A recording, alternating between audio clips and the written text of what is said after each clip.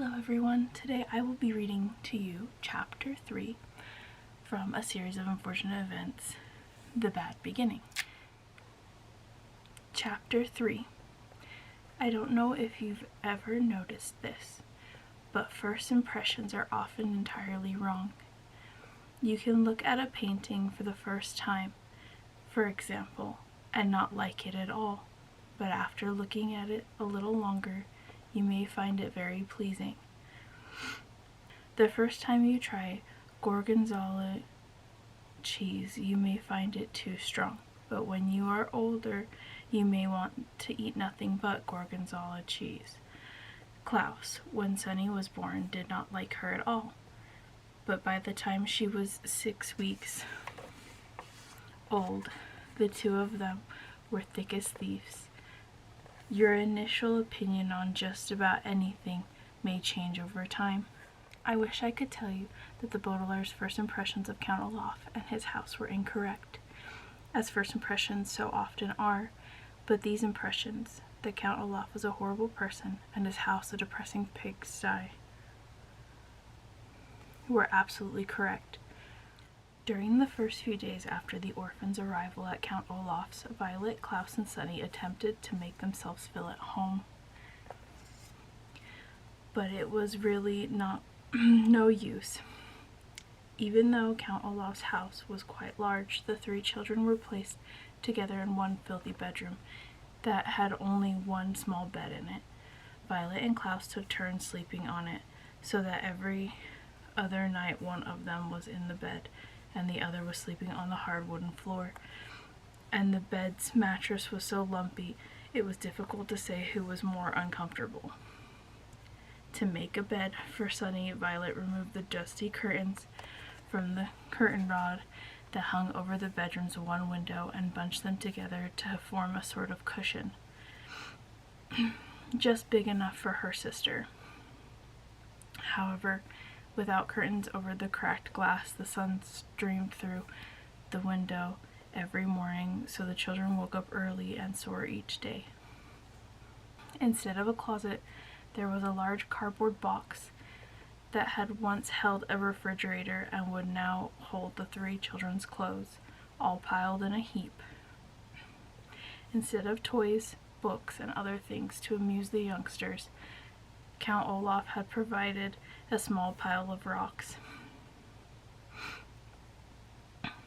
and the only decoration on the peeling walls was a large and ugly painting of an eye, matching the one on Count Olaf's ankle, and all over the house. But the children knew, as I'm sure you know, that the worst surroundings in the world can be tolerated if the people in them are interesting and kind. Count Olaf was neither interesting nor kind. He was demanding, short-tempered, and bad-smelling. The only good thing to be said for Count Olaf is that he wasn't around very often.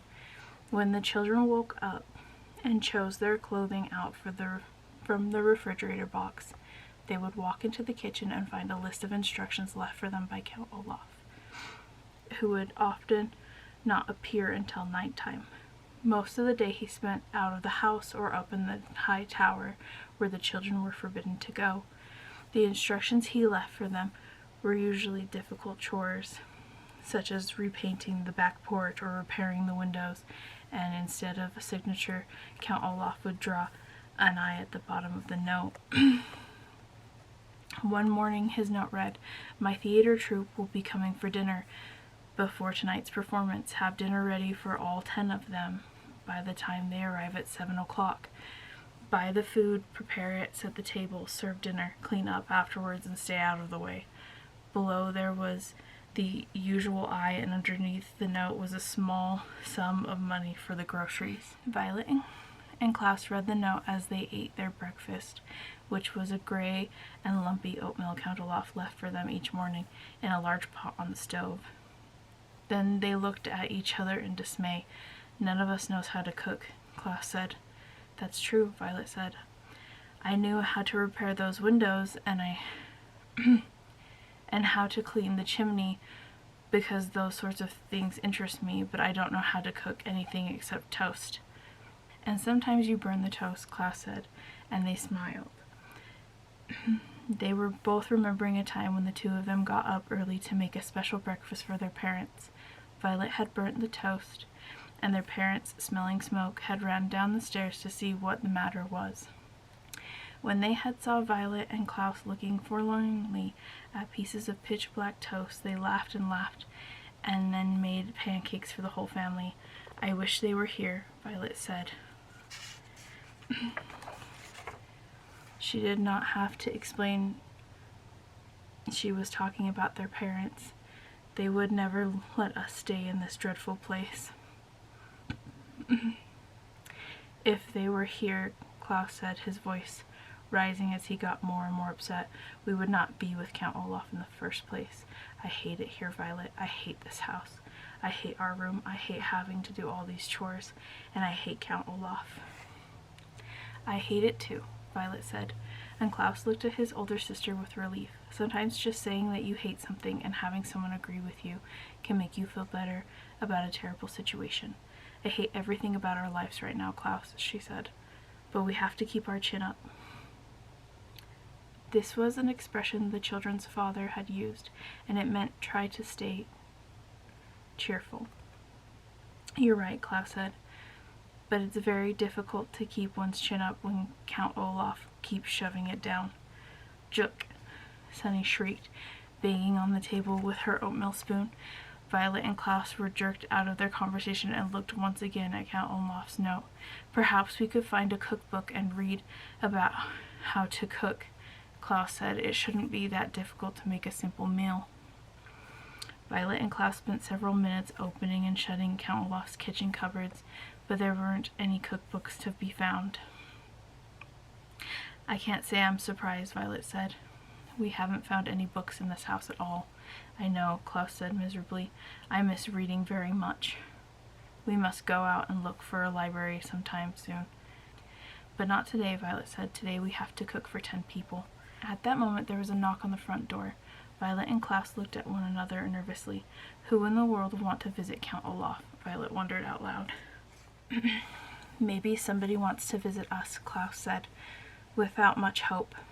In the time since the Baudelaire parents died, most of the Baudelaire orphans' friends had fallen by the wayside, an expression which here means they stopped calling, writing, and stopping by to see any of the Baudelaires, making them very lonely.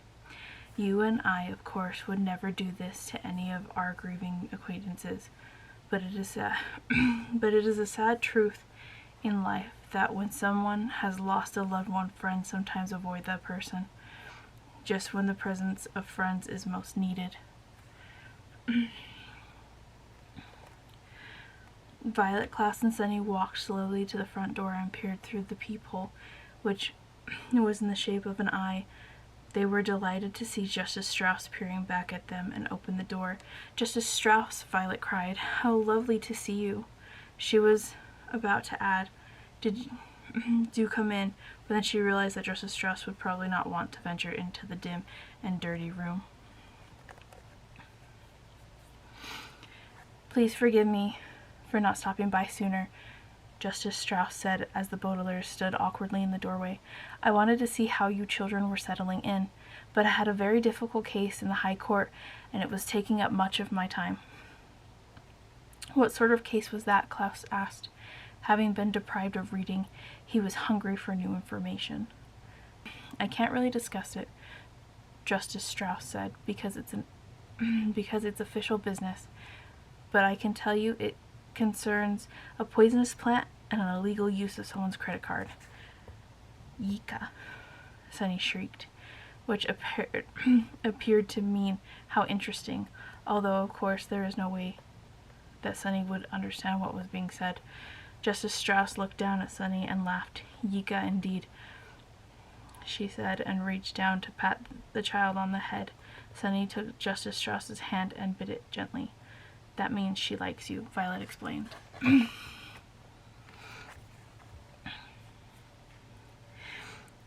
"She bites very, very hard if she doesn't like you, and if you want to give her a bath."